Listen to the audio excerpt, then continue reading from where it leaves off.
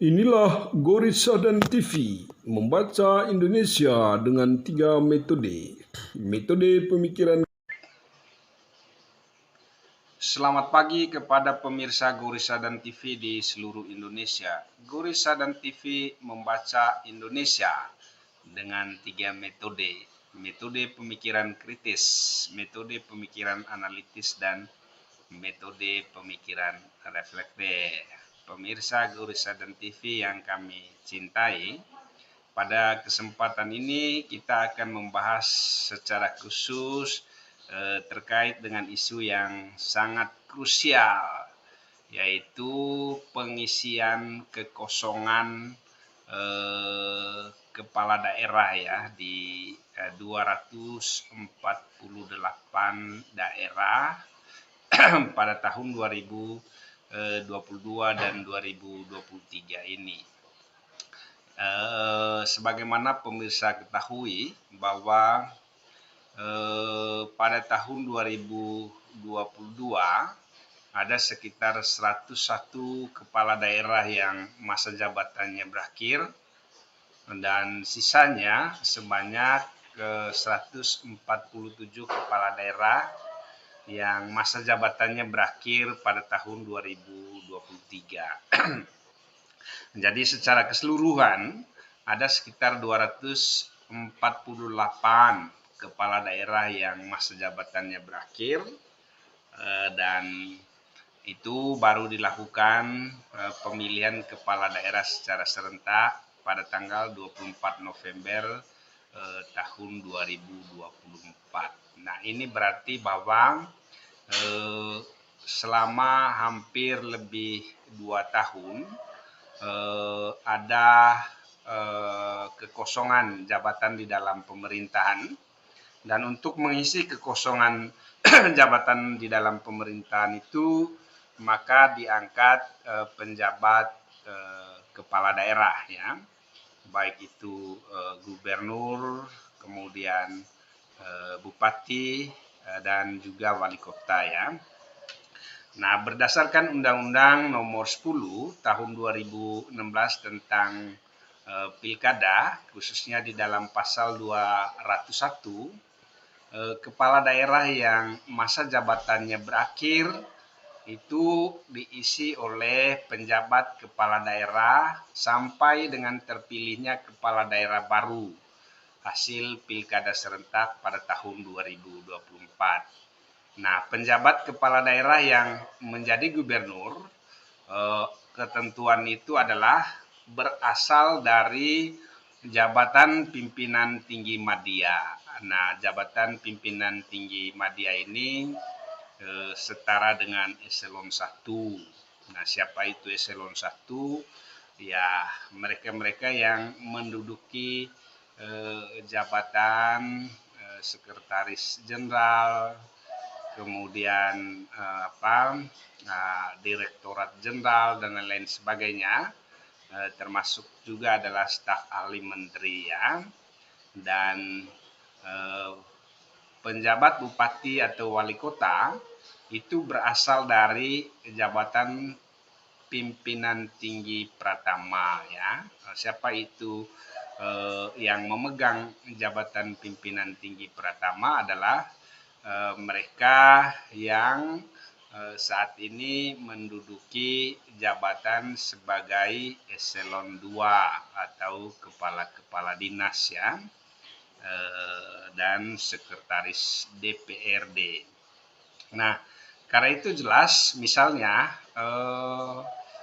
pengangkatan penjabat kepala daerah ini itu akan menggeser perubahan pengelolaan pemerintahan, dan pergeseran perubahan pengelolaan pemerintahan ini menjadi bahan kekhawatiran publik atau menjadi bahan perbincangan yang sedang terjadi sekarang ya. Nah, bagaimanapun misalnya selama ini pengelolaan pemerintahan kita itu berbasis pada apa yang disebut dengan istilah democratic government atau pemerintahan yang demokratis. Mengapa disebut dengan pemerintahan demokratis? karena pemerintahnya itu terbentuk melalui pemilihan kepala daerah ya, atau by elected. Nah, pemerintahan yang dibentuk melalui pemilihan kepala daerah ini kemudian untuk tempo yang cukup lama ya, lebih dari 2 tahun, akan nanti diisi oleh penjabat kepala daerah ya, sampai dengan terbentuknya pemerintahan baru hasil pemilihan kepala daerah pada tahun 2024. Dan ini tentu saja terjadi pergeseran dari pemerintahan yang demokratik atau democratic government ke bureaucratic government atau pemerintahan birokratik ya. Nah, pemerintahan birokratik ini tentu saja adalah pemerintahan yang sedikit berbeda dengan democratic government, di mana di dalam democratic government tentu saja basis utamanya itu adalah partisipasi publik yang lebih besar ya di dalam pemilihan kepala daerah. Tetapi di dalam bureaucratic government ini pengangkatan kepala daerah itu didasarkan kepada penunjukan atau instruksi lah dari mereka yang menduduki jabatan yang lebih tinggi di dalam birokrasi. Misalnya berdasarkan penunjukan yang dilakukan oleh Menteri Dalam Negeri. Dan penunjukan ini atau by appointment ini sebagaimana praktek yang terjadi di dalam birokrasi kita tentu saja tidak luput dari berbagai macam problem ya, dari berbagai macam persoalan ya. Nah, berbagai macam persoalan ini misalnya muncul dalam berbagai macam jajak pendapat ya. Jajak pendapat yang dilakukan oleh Kompas pada 7 sampai dengan 12 Maret 2022 dengan melibatkan 1.002 responden berusia 17 tahun ke atas. Mayoritas responden itu menjawab ragu dan tidak yakin bahwa pengisian jabatan kepala daerah oleh penjabat kepala daerah yang berasal dari birokrasi ini dianggap penuh dengan kepentingan politik ya, atau tidak luput dari kepentingan politik. Ada sekitar 66% responden yang mengatakan bahwa mereka ragu dan tidak yakin bahwa penjabat kepala daerah yang akan mengisi kekosongan kepala daerah di 248 daerah ini benar-benar bekerja secara profesional. Nah, hal ini menurut saya bisa dimungkinkan karena terkait dengan 3 alasan yang sangat mendasar ya.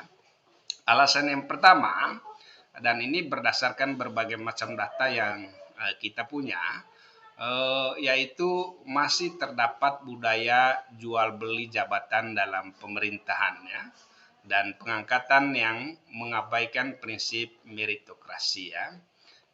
Kasus jual beli jabatan ini sering terjadi di dalam berbagai macam pemerintahan daerah, atau praktek ini merupakan praktek yang sudah lumrah terjadi di dalam birokrasi pemerintahannya. Tidak hanya pemerintah pusat, juga di pemerintah provinsi, pemerintah kabupaten dan kota ya. Dan sudah cukup banyak kepala daerah yang ditangkap oleh KPK karena terkait dengan kasus jual beli jabatan di dalam birokrasi ya. Dan ini sesuatu yang sudah jamak terjadi ya. Karena itu tentu saja publik mengharapkan agar proses penunjukan penjabat kepala daerah itu harus melibatkan partisipasi publik yang lebih luas ya. Terutama misalnya rekam jejak dari penjabat kepala daerah itu mestinya harus disosialisasikan ya, atau harus diberitahukan kepada publik ya. Tidak langsung menunjuk kemudian langsung diangkat tanpa melalui proses seleksi publik yang atau pantauan publik yang lebih luas ya. Karena bagaimanapun rekam jejak pejabat publik di dalam pemerintahan itu perlu diketahui atau perlu mendapat informasi yang lebih jelas yang bisa diketahui oleh publik ya, dan tidak asal berdasarkan hubungan like and dislike aja atau hubungan kedekatan aja, walaupun misalnya kriteria pengangkatan itu berdasarkan jabatan-jabatan yang ada di dalam birokrasi pemerintah. Misalnya untuk gubernur, penjabat gubernur itu adalah harus berasal dari pimpinan tinggi media di dalam birokrasi pemerintah ya. Nah, kemudian yang kedua, penjabat kepala daerah tentu saja akan menjalankan urusan pemerintahan yang sama persis dengan kepala daerah definitif ya. Kepala daerah definitif itu jabatannya 5 tahun, dan ini penjabat kepala daerah ini ya hampir setengah periodisasi jabatannya itu dari pejabat kepala daerah definitif ya. Karena itu tentu saja pengangkatan penjabat kepala daerah hendaknya mempertimbangkan kemampuan dan kapasitas birokrat yang mumpuni dalam menjalankan urusan pemerintahannya. Jadi kalau tidak dipertimbangkan walaupun jabatannya tinggi, karena di Indonesia jabatan yang tinggi itu belum tentu menggambarkan profesionalitas, kemampuan seseorang di dalam menjalankan tugas dan fungsi-fungsinya di dalam pemerintahannya. Sehingga ini perlu menjadi pertimbangan dari Departemen Dalam Negeri supaya pengangkatan penjabat kepala daerah itu harus benar-benar memiliki rekam jejak ya, bahwa mereka adalah orang-orang yang profesional dalam bidangnya, orang-orang yang cekatan, orang-orang yang smart ya, dan bahkan mungkin lebih lincah dari kepala daerah yang dipilih di dalam pemilihan kepala daerah itu. Nah, kemudian yang ketiga, penjabat kepala daerah ini tentu saja diberikan tugas untuk menyukseskan pemilu dan pilkada 2024 ya. Sehingga tugas ini tentu saja bukan tugas yang mudah untuk dilaksanakan, tetapi tugas yang penuh dengan pertarungan ya, dari berbagai macam kepentingan politik, dan tentu saja ada indikasi-indikasi awal ya, atau ada semacam keraguan publik yang mengatakan bahwa jangan-jangan nanti penjabat kepala daerah yang diangkat atau yang ditunjuk oleh pemerintah ini adalah mereka-mereka yang memiliki hubungan politik dengan partai tertentu atau dengan kandidat tertentu yang akan bertarung dalam pemilu 2024 atau juga mungkin dalam pilkada 2024 ya. Nah, bayangkan pada 2024 itu ada sekitar 541 daerah provinsi, kabupaten dan kota yang akan menyelenggarakan pemilihan kepala daerah secara serentak di seluruh Indonesia, disertai dengan pemilu ya, pemilu presiden, pemilu legislatif, dan juga pemilu DPD, Dewan Perwakilan Daerah ya. Dan ini tentu saja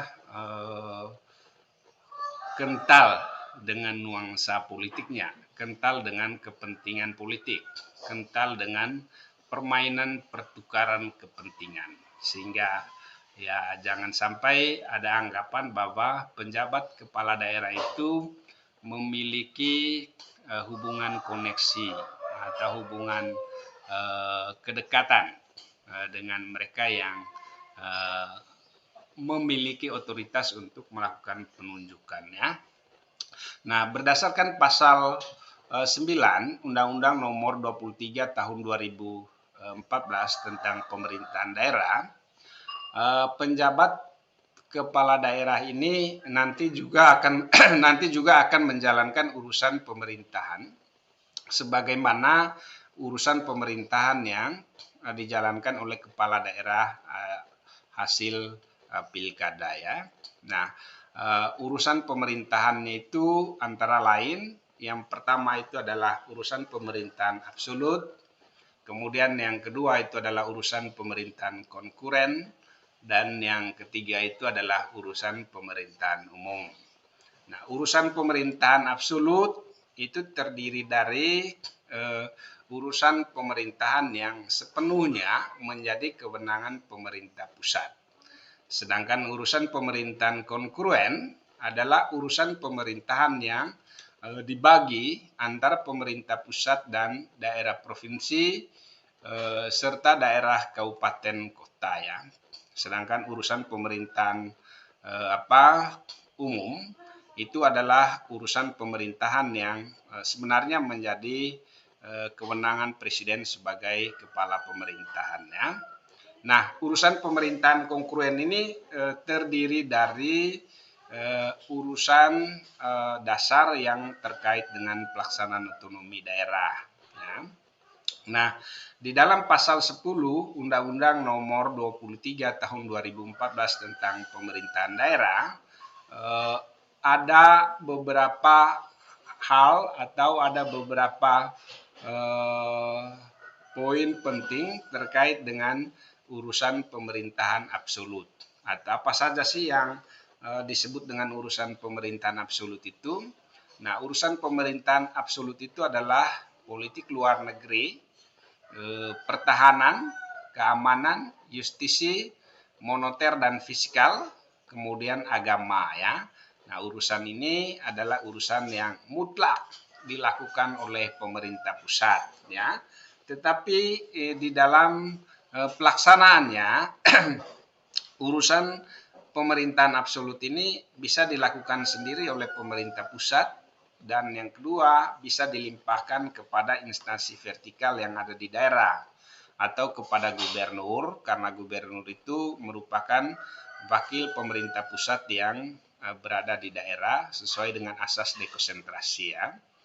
Nah, kemudian yang berikutnya berdasarkan pasal 11 dan 12 Undang-Undang Nomor 23 Tahun 2014 tentang pemerintahan daerah, urusan pemerintahan kongruen itu terdiri atas urusan pemerintahan wajib dan urusan pemerintahan pilihan ya. Nah, urusan pemerintahan wajib itu terdiri atas urusan pemerintahan yang berkaitan dengan pelayanan dasar dan urusan pemerintahan yang tidak berkaitan dengan pelayanan dasar ya. Jadi ini yang disebut dengan urusan pemerintahan kongruen. Nah, di mana urusan pemerintahan kongruen ini terkait dengan urusan pemerintahan yang berhubungan dengan pelayanan dasar dan yang tidak berhubungan dengan pelayanan dasar ya. Nah, kemudian yang berikutnya, urusan pemerintahan wajib yang berkaitan dengan pelayanan dasar itu merupakan urusan pemerintahan wajib yang sebagian substansinya merupakan pelayanan dasar ya. Nah, urusan pemerintahan wajib atau terkait dengan pelayanan dasar itu ya pendidikan, kesehatan, pekerjaan umum dan penataan ruang, kemudian perumahan rakyat dan kawasan permukiman, ketentraman, ketertiban umum, kemudian perlindungan masyarakat dan urusan sosial ya. Kemudian urusan pemerintahan yang tidak berkaitan dengan pelayanan dasar itu terdiri dari tenaga kerja, pemberdayaan perempuan dan perlindungan anak, pangan, pertanahan, lingkungan hidup, administrasi kependudukan dan pencatatan sipil, pemberdayaan masyarakat dan desa, pengendalian penduduk dan keluarga berencana, perhubungan, komunikasi dan informatika, koperasi, usaha kecil dan menengah, penanaman modal, kepemudaan dan olahraga, kemudian statistik, persandian, kebudayaan, perpustakaan, dan kearsipannya. Ini semua termasuk urusan pemerintahan yang tidak berkaitan dengan pelayanan dasar ya. Nah, sedangkan urusan pemerintahan pilihan itu terdiri dari kelautan dan perikanan, pariwisata, pertanian, kehutanan, energi dan sumber daya mineral, perdagangan, perindustrian, dan transmigrasi. Nah, urusan pemerintahan pilihan ini adalah urusan pemerintahan yang sebenarnya bisa dipilih oleh masing-masing daerah terkait dengan spesifikasi ya, kondisi yang terjadi di masing-masing daerah ya. Misalnya daerah yang tidak ada lautnya ya tidak perlu ada dinas kelautan dan perikanan ya. Daerah yang nggak ada pariwisatanya ya nggak perlu mendirikan dinas pariwisata ya. Daerah yang nggak ada pertaniannya nggak perlu mendirikan dinas pertanian dan lain-lain sebagainya. Jadi dia bisa bisa memilih ya. Nah, berbagai macam urusan ini kami di ilmu pemerintahan itu membagi urusan pemerintahan dengan tiga cara ya atau tiga konsep. Konsep yang pertama itu adalah urusan pemerintahan absolut yang hanya bisa diurus oleh pemerintah pusat, kemudian urusan pemerintahan distributif itu sesuai dengan asas dekonsentrasi, dan yang ketiga itu adalah urusan pemerintahan atributif ya yang dijalankan sesuai dengan asas desentralisasi.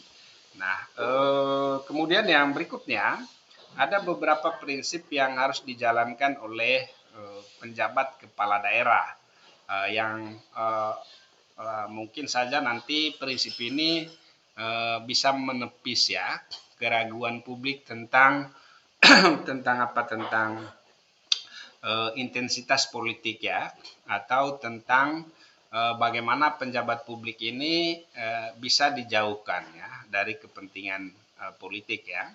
Yang pertama, prinsip yang pertama, penjabat kepala daerah itu harus bisa menjalankan pemerintahan itu secara akuntabel ya atau prinsip akuntabilitas ya. Jadi ya dia harus bertanggung jawab ketika dia sudah diberi kewenangan itu, maka dia harus menjalankan kewenangan itu dengan penuh tanggung jawab ya, dengan akuntabel ya. Jangan mau gajinya saja tetapi pekerjaan tidak dijalankan sungguh-sungguh ya. Kata Pak Toro, guru saya di STPMD itu ya kadang-kadang ini melahirkan pemerintah tanpa pemerintahan. Jadi ya birokratik government itu ya barangkali juga adalah sebuah model di mana kita menciptakan sebuah pemerintahan tanpa pemerintah ya. Artinya ya bisa jadi nanti penjabat kepala daerah ini tidak bisa menjalankan otoritas yang sudah diberikan ya, tidak bertanggung jawab ya. Karena kita sudah punya banyak bukti, banyak kepala daerah yang tidak akuntabel ya. Hampir setiap tahun ada kepala daerah yang ditangkap oleh KPK karena kasus korupsi ya, kasus jual beli jabatan di dalam pemerintahan ya. Kemudian prinsip yang kedua itu adalah efisiensi dan eksternalitas ya. Dan yang ketiga itu harus mengutamakan kepentingan strategis nasional ya.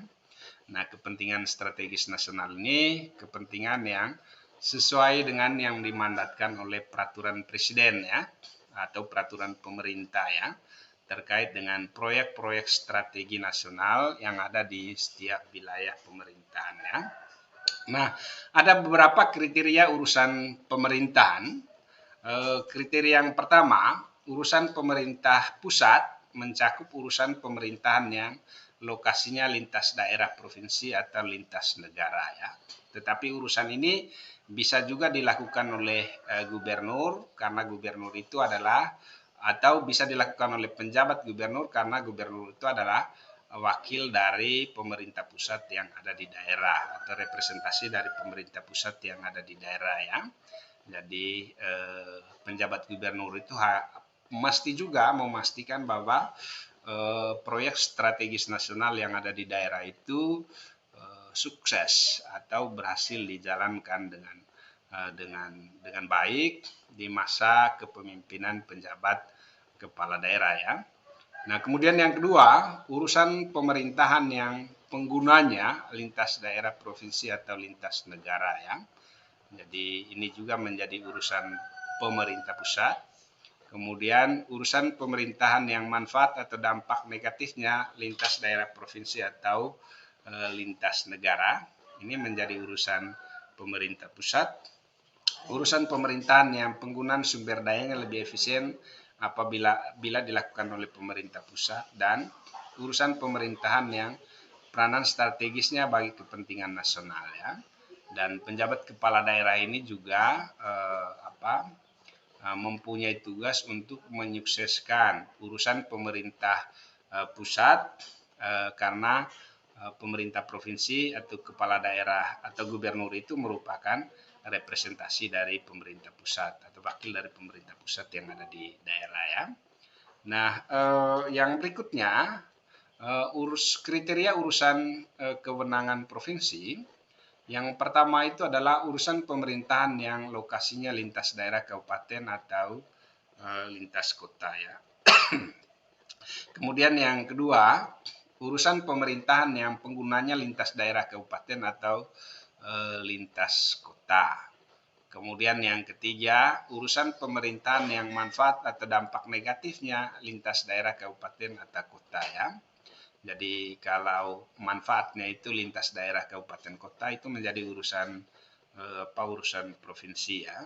Kemudian urusan pemerintahan yang lokasinya lintas daerah itu menjadi urusan provinsi. Kemudian kalau penggunanya usernya itu adalah lintas daerah, maka itu merupakan urusan dari pemerintah provinsi ya. Nah, urusan pemerintahan juga yang terkait dengan kewenangan provinsi itu adalah yang terkait dengan penggunaan sumber daya yang lebih efisien apabila dilakukan oleh provinsi ya. Sedangkan kriteria urusan pemerintahan yang menjadi kewenangan daerah kabupaten atau kota adalah yang pertama, urusan pemerintahan yang lokasinya dalam daerah kabupaten atau kota ya. Kalau di luar kabupaten, misalnya di kabupaten lain, bukan urusan kabupaten itu. Kemudian yang kedua, urusan pemerintahan yang penggunaannya dalam daerah kabupaten atau kota. Kemudian urusan pemerintahan yang manfaat atau dampak negatifnya hanya dalam daerah kabupaten atau kota. Kalau sudah menyangkut kabupaten yang lain itu bukan urusan dia. Kemudian urusan pemerintahan yang penggunaan sumber dayanya atau manfaat sumber dayanya lebih efisien apabila dilakukan oleh pemerintah provinsi ya, atau pemerintah kabupatennya. Nah, kemudian yang berikutnya berdasarkan pasal 65 Undang-Undang Pemerintahan Daerah nomor 23 tahun 2014, kita kembali lagi ke sana. Tugas kepala daerah itu terdiri dari yang pertama, memimpin pelaksanaan urusan pemerintahan yang menjadi kewenangan daerah berdasarkan ketentuan peraturan perundang-undangan dan kebijakan yang ditetapkan bersama dengan DPRD ya. Jadi sebagaimana disinggung di dalam pasal 9 dan seterusnya itu tadi. Kemudian yang kedua, memelihara ketentraman dan ketertiban masyarakat ya. Ini merupakan tugas yang menjadi pesan konstitusi. Menyusun dan mengajukan rancangan perda tentang RPJPD. RPJPD itu adalah rancangan pembangunan jangka panjang daerah, dan rancangan perda tentang RPJMD kepada DPRD untuk dibahas bersama DPRD ya. Kemudian yang berikutnya, menyusun dan menetapkan RKPD ya. RKPD itu adalah rencana kerja pembangunan daerah ya. Dan mungkin nanti penjabat kepala daerah itu hanya bertugas untuk menyusun dan menetapkan LKPD ya. Kalau RPJPD itu menunggu kepala daerah hasil pemilu hasil pemilihan kepala daerah pada tahun 2024 ya. Kemudian menyusun dan mengajukan rancangan perda tentang anggaran pendapatan belanja daerah, rancangan perda tentang perubahan APBD, dan rancangan perda tentang pertanggungjawaban pelaksanaan APBD kepada DPRD untuk dibahas bersama.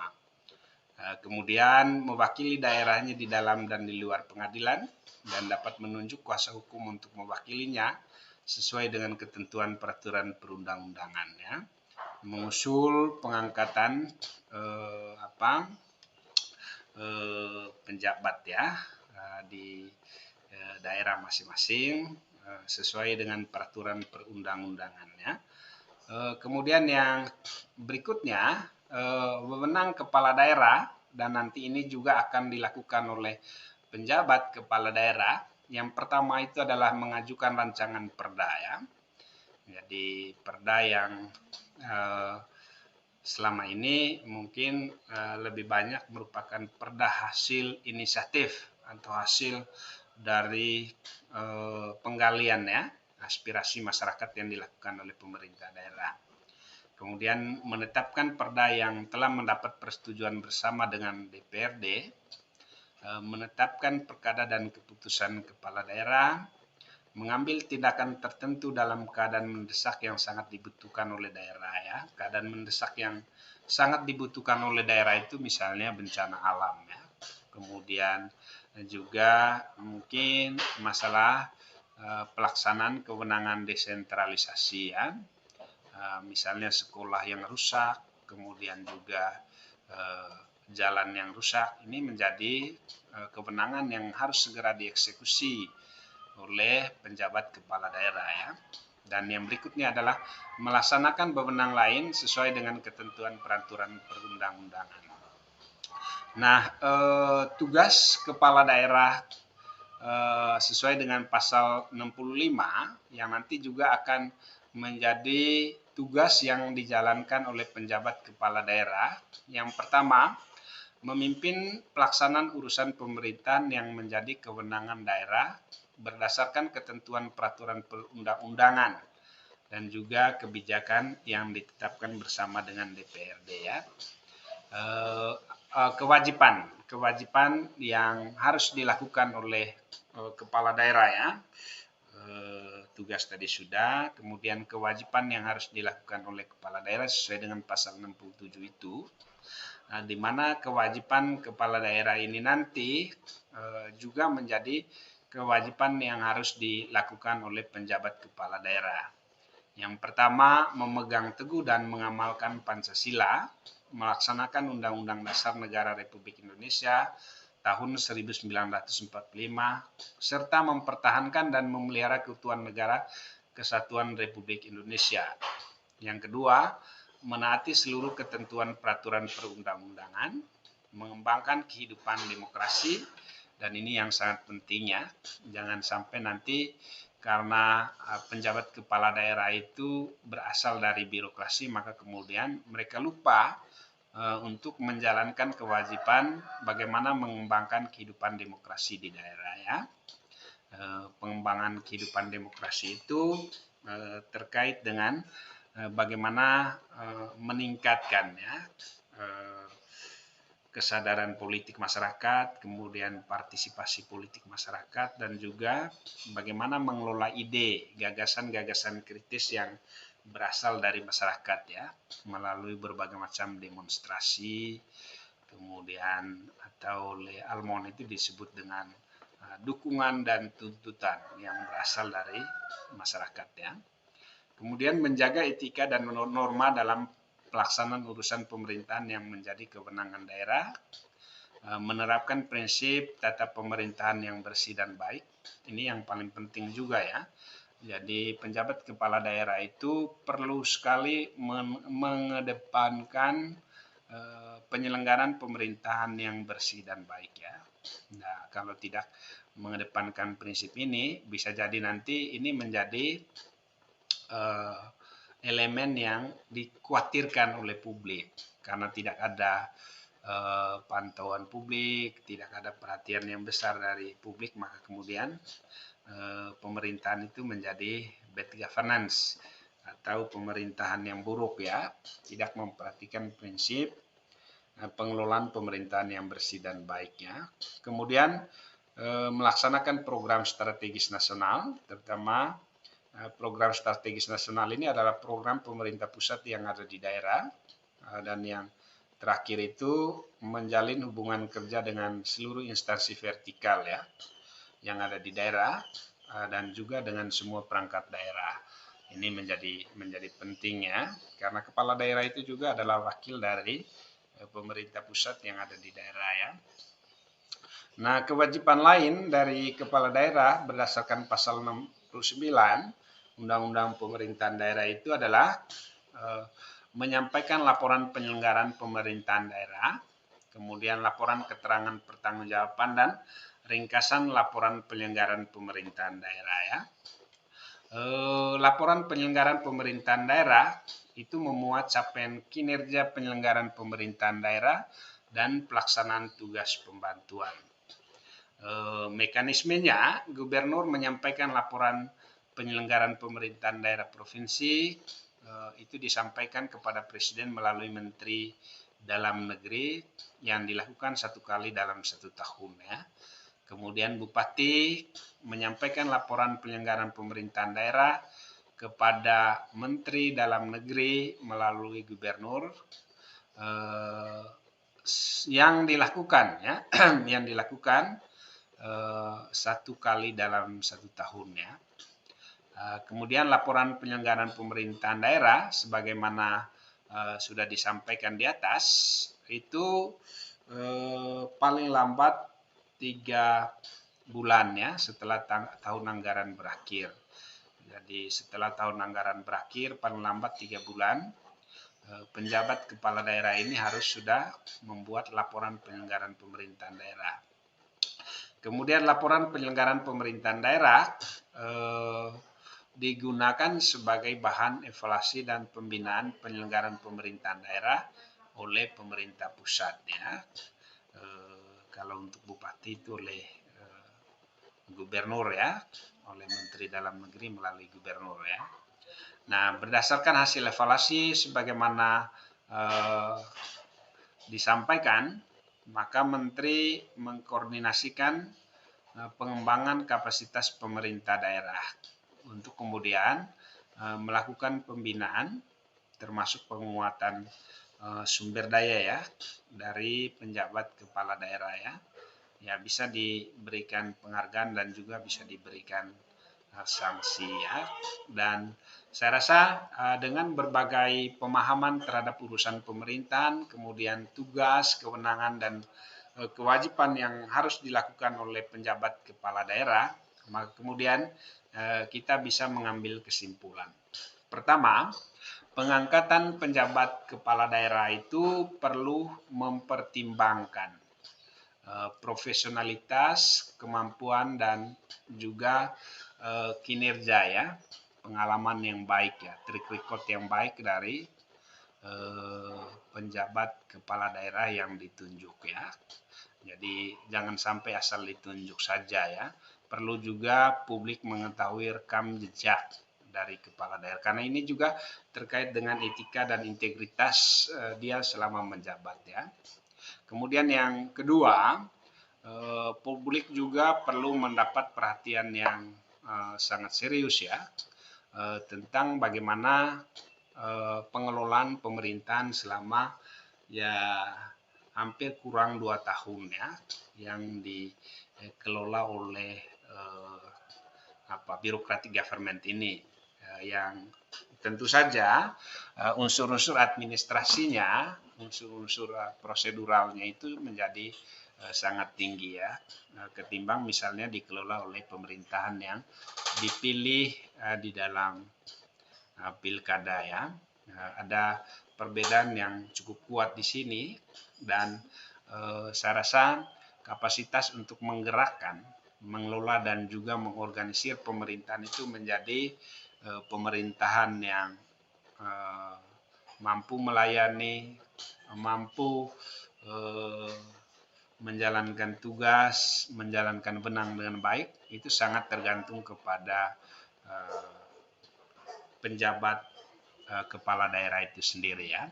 Karena ya sebagaimana evaluasi yang sering kami lakukan, banyak juga kepala daerah yang dipilih melalui pilkada itu tidak memiliki kemampuan untuk menyelenggarakan pemerintahannya.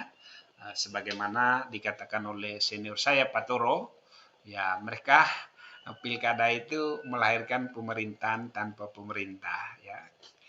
Pemerintahan tanpa pemerintah itu ya ada kepala daerah tetapi dia tidak memiliki kemampuan untuk menyelenggarakan pemerintahan daerah, tidak memiliki kemampuan untuk mengatur dan mengurus pemerintahan daerah, dan juga tidak memiliki kemampuan untuk menggerakkan ya organisasi pemerintahan daerah itu sebagai organisasi yang bisa membangun dan memajukan kesejahteraan masyarakat, atau organisasi yang bisa melayani kepentingan masyarakat dengan sungguh-sungguh. Sekian saja dari kami. Kami mengucapkan banyak terima kasih kepada pemirsa Gorisadan TV di seluruh Indonesia. Semoga materi singkat ini bisa mencerahkan, dan ini merupakan bagian dari cara kami untuk mengedukasi Indonesia, mencerdaskan Indonesia, menjadikan negara kita lebih maju, lebih kuat, kemudian juga lebih beradab ya. Terima kasih. Dan apabila Anda suka dengan materi ini, jangan lupa like, komen, dan subscribe ya. Terima kasih, salam hangat dari Studio Gorisadan TV.